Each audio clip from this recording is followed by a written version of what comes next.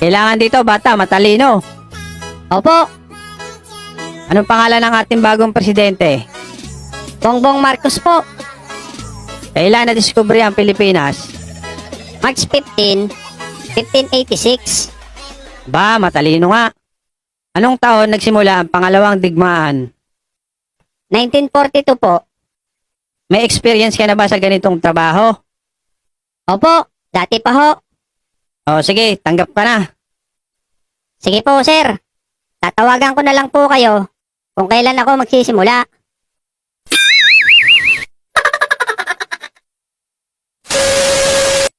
Ikaw na, Bogart. Lex, anong tinatanong? Basta, ito lang ang isagot mo. Bongbong Marcos po. March 15, 1586. 1942 po. Opo, dati pa ho. Ah, sige, Lex. Copy. Next!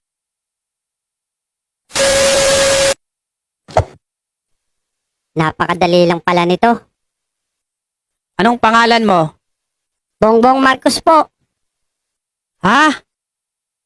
Eh, kailan ka pinanganak? March 15, 1586 po. Ano? Eh, pangilan ka naman sa magkakapatid? Bale, 1942 po. Abnormal ka ba? Opo, dati pa ho.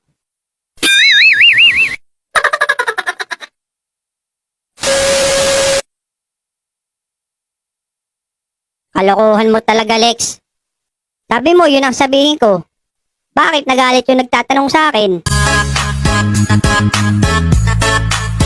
Emang enak